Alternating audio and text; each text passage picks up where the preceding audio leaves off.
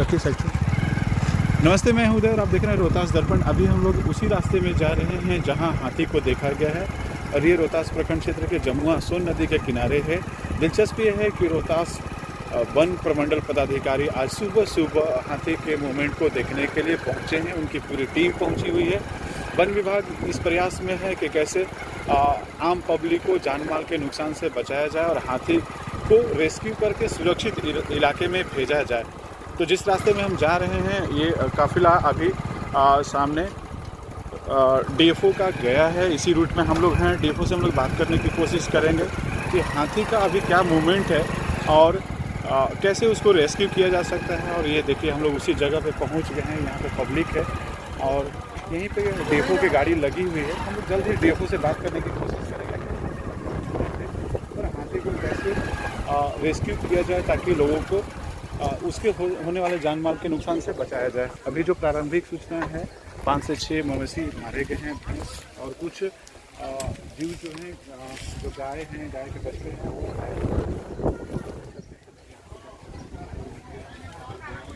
हैं कि जो ये पूरा काफिला देख रहे हैं। अभी वन विभाग की टीम नदी में गई हुई है और अभी तुरंत हम डीएफओ से बात करने की कोशिश करेंगे कि हाथी का क्या मूवमेंट है और हाथी किस ओर अभी रुख करेगा, उसकी जो मूवमेंट का ये है वो क्या दर्शाता है और वन विभाग इस क्षेत्र में क्या सोच रहा है, कैसे हाथी को रेस्क्यू किया जा सकता है। Thank you. अभी तक बने रहें, अभी तुरंत हम बात करेंगे डीएफओ से।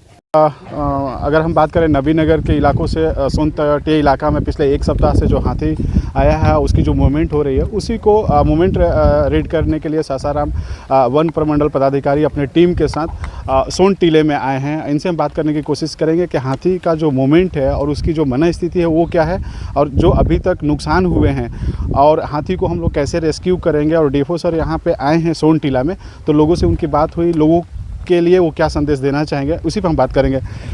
सर, जो हाथी था ये सामने झारखंड का इलाका है, आप सोन तट इलाका में आए हैं, क्या मूवमेंट है उसका हाथी का और जो आप लोग तकनीकी रूप से उसको रीड करते हैं क्या प्रिकॉशन होना चाहिए आम लोगों के लिए?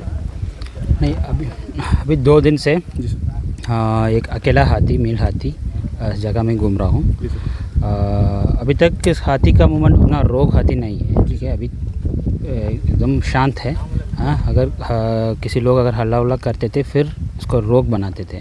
इसलिए हम सबसे एक अनुरोध हम कर रहेंगे सर, एक गाँव लोग और पब्लिक लोग से, इसको हम लोग जो भी ऑपरेशन हम लोग करते हैं उसको कोऑपरेशन देना पड़ेगा। फिर बगल वाला लोग जो भी लोग हैं उसको चौपड़ी में रात में मत सोना चाहिए, ये देखना पड़ेगा। फिर गाय या जो भी सांड गाय जो भी है उसको यहाँ पे मत बंद करने के लिए हम अनुरोध करेंगे, उसको लेके हाँ गाँव तरफ जाने के लिए, फिर पक्का हाउस में रहने के लिए रात में करने के लिए बोलेंगे।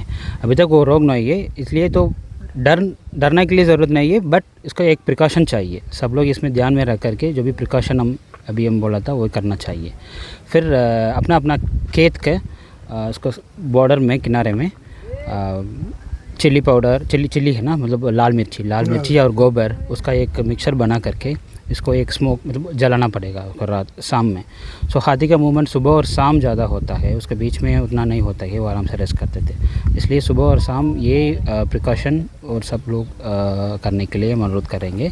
बाकी हम लोग जो भी ऑपरेशन करेंगे उसमें सहयोग चाहिए, उसमें आकर के मतलब हम लोग एक डायरेक्शन में जाएगा, उसी डायरेक्शन में बहुत लोग आकर के उसको हल्ला मत करने के लिए, इसको कोऑपरेशन करने के लिए हम अनुरोध कर लेंगे।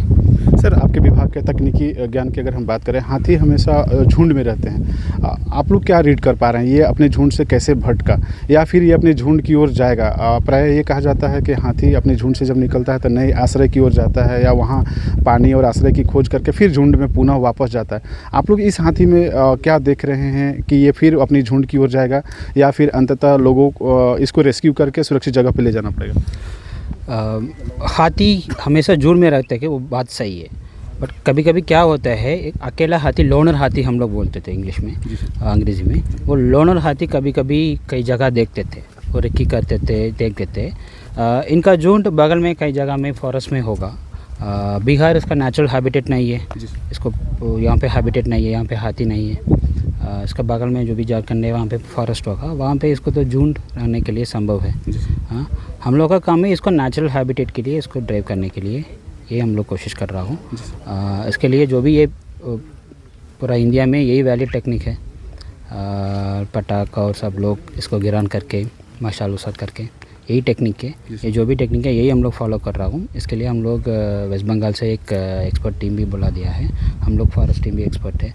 फिर उसके अलावा तो ट्रेडिशनल टेक्नोलॉजीज़ के टेक्निकी के अलावा हम लोग साइंटिफिक टेक्नोलॉजी में ड्रोन के द्वारा हम लोग मॉनिटर कर रहा हूँ इसका मूवमेंट कैसे है। सो यही चीज़ है सर। 3-4 पशुओं की कैजुअल्टी हुई है, 3-4 अभी इंजोर्ड हैं। आगे इस तरह की क्षति न हो इसके लिए हम लोग क्या एहतियातन उपाय कर सकते हैं?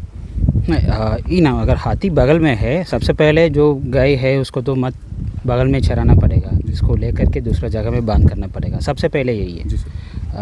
उसके बाद जो भी हाथी है उसको तो मूवमेंट बगल में जाने के लिए कोशिश करते हैं, बिना ध्यान गाय और बस चलाते हैं, ये मत करना पड़ेगा, सबसे पहले यही है।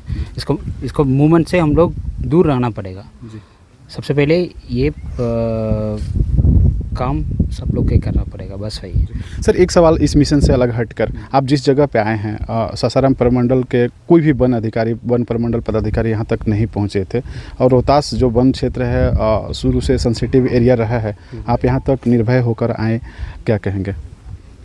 नहीं, वो डिवीज़न में रोहतास रेंज भी डिवीज़न में है, सो जो भी डिवीज़न में ऐसा कुछ इशू है हम लोग वन विभाग तरफ में आना पड़ेगा, बस हम आया है, बस वही है। Thank you. डीएफओ सर थे।